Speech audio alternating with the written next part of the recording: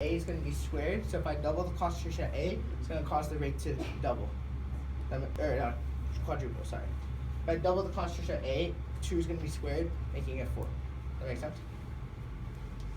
Okay, so if I double the concentration of a zero order reaction, for example, for example, this is respect to B. In this case, if I double the concentration, the rate's not going to change. If I triple the concentration, the rate's not going to change. Does that make sense? Okay. Why is that not? So this is the rate constant, right? Rate constant, I'll show you how to get it in a second. But rate constant is rate, the general formula is rate equals K. I'm gonna dive into this soon. But rate equals K times the reactants, and just be if I had A, B, C, I would write concentration of A, concentration of B, concentration of C, and then raise them to the power of the coefficient.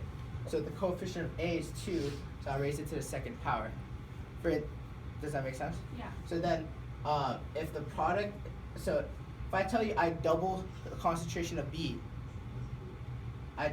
what happens to the rate? B is not even in the equation because it's not a reactant. That's what makes it a zero order. It's just not involved. Does that make sense? So, okay, and then these are, the way the quiz is going to work, when I took it, is going to be questions which of the following are true? When you double, if it's a first order reaction, you double it, what happens to the rate? Stuff like that. Does that make sense? So that's one portion of the quiz that I got. Now, dealing with half-life, he'll ask you a question is half-life dependent on the rate constant? And the answer is yes, because all these half-life equations, and I'll talk about what half-life is in a second, all these half-life equations have K in it, right? Which is the rate constant. So if I change K, I change the half-life. You can just see it right in the equation, right? Now, he might ask you a question is half-life dependent on the initial concentration of A? It is for some, but not all. Okay, the sum is half-life for second order. You can see A is right here, right? A naught, right? So if I change A naught, if I make it a 2, then it's going to change half-life. Does that make sense? Now if I make this one zero order, if I make it change the initial, it's going to affect the half-life, right? The only one it doesn't affect is first order. Okay, so the half-life of a first order reaction is not dependent on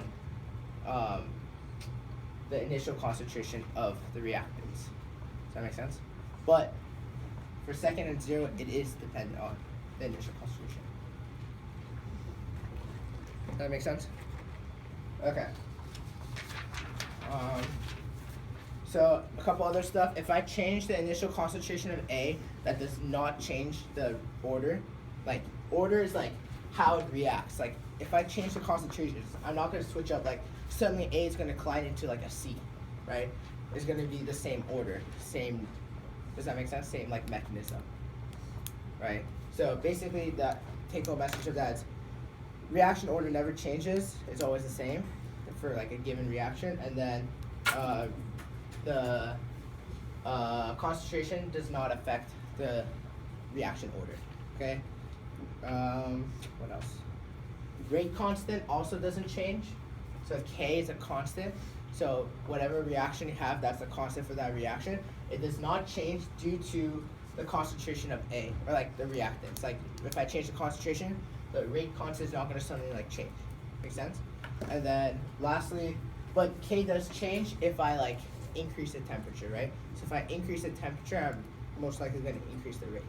There are different cases, but the general trend is if I increase the rate constant, increase rate means I'm going faster. So the higher the rate constant, the faster the reaction.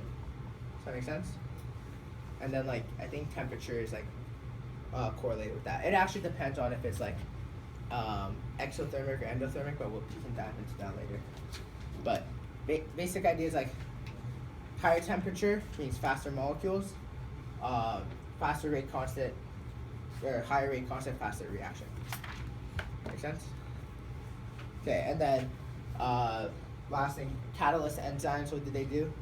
enzymes or biological catalysts, they lower the activation energy, right? So we'll dive into that stuff later. Okay, make sense? That's like the foundations. Now we're gonna dive into problems. Okay. So does everybody have this copied down? Yes. No. Yes. Well, I'm gonna start out this side.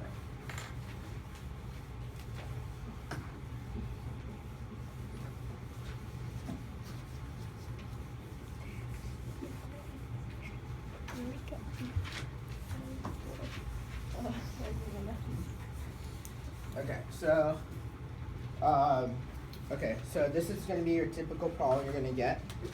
I'm going to need to calculate all this, okay? So I'm going to read it. You guys just let me know if you hear any keywords. So in a kinetic study of a newly discovered first-order reaction, it was determined that it takes 1,000 seconds for the concentration of A to go from 1.25 times 10 to the negative 2. I'm going to write all this, don't worry.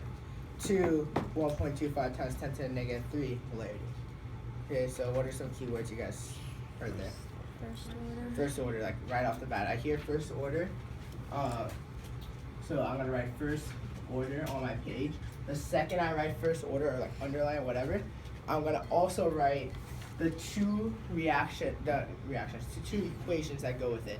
Half-life and then the natural log one, right? So I'm gonna write natural log A equals negative KT plus natural log A naught. Okay, and then the half-life, which is this.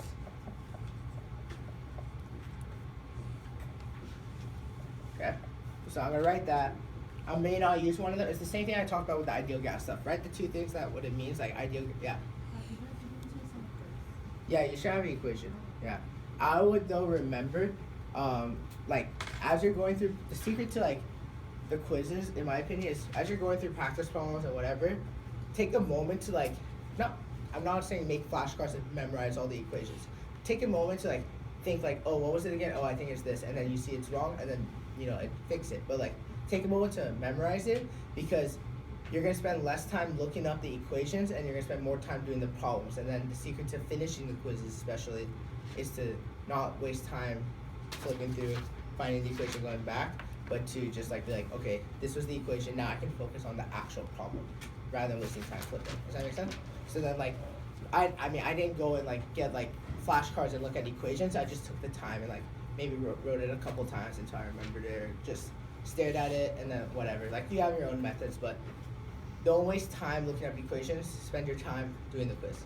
Okay. Also, secret for the quiz: pretend the quiz is 35 minutes. Okay. Like it's 40 minutes, right? But pretend it's 35 minutes and like, oh, can you let her through?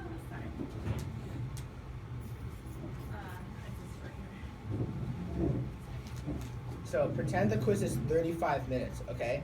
Quiz is 40 minutes, but like at like 33 minutes, what I did is my heart was racing. I was like, I have 2 minutes left, okay? The secret to that is you pace yourself. So then if you finish by 35 minutes, the 35-minute mark, you have 5 minutes to check your answers.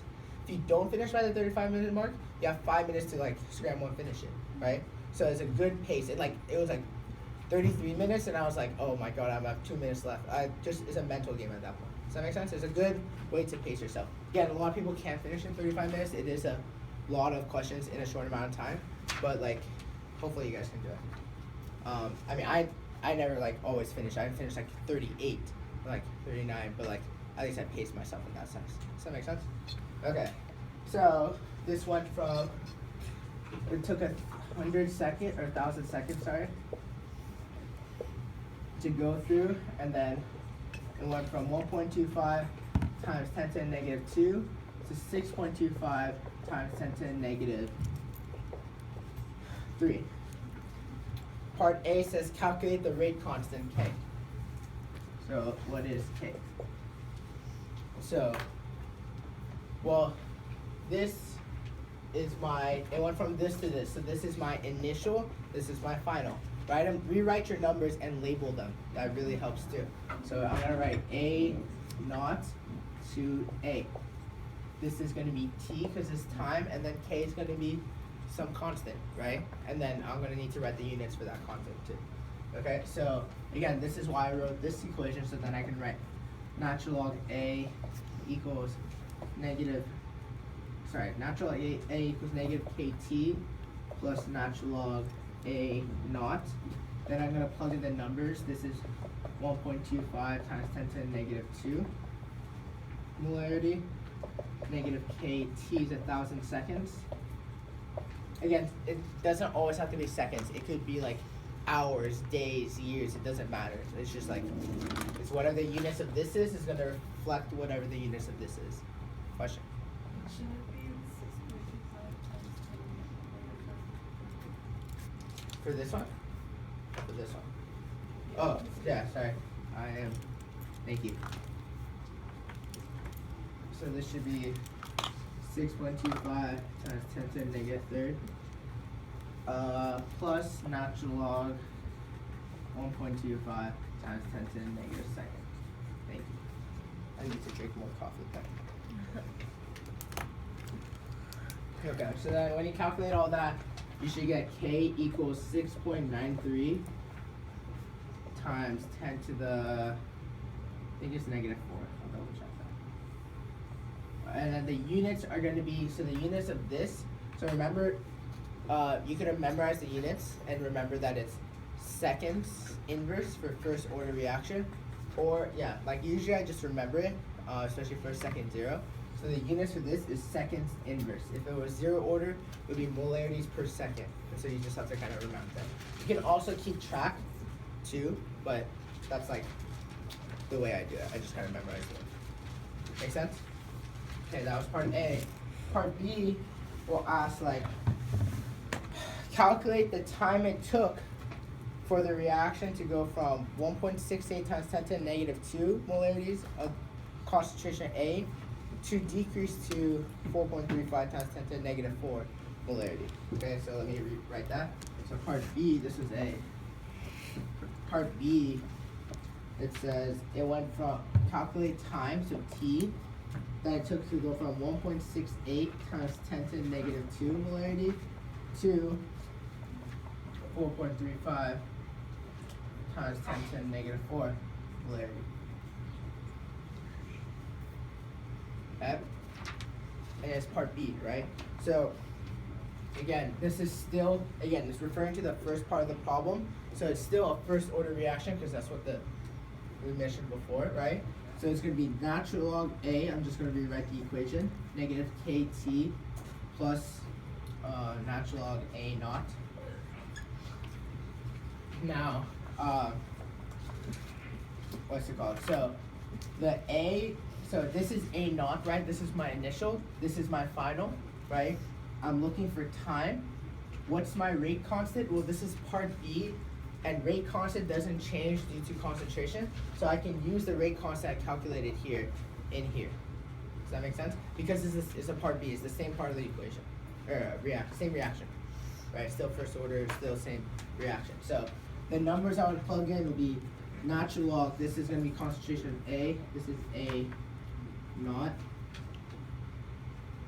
So natural log 4.35 times 10 to the negative 4. Molarity equals negative K, which is 6.93 times 10 to the negative 4 seconds inverse. T, which I'm solving for, plus natural log, sorry, it's like going under. Plus natural log, what is it? 1.68 times 10 to the negative 2.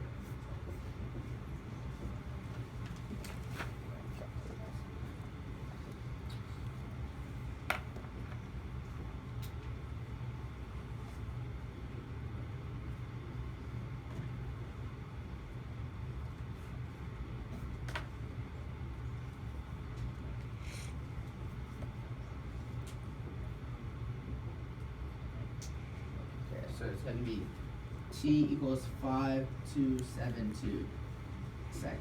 And again, like, know your sig figs on the actual quiz. I'm just going to 5272 if you can't see it. So on the actual quiz, you should know sig figs, but I'm just going to be lazy and not worry about sig figs for this problem. Okay.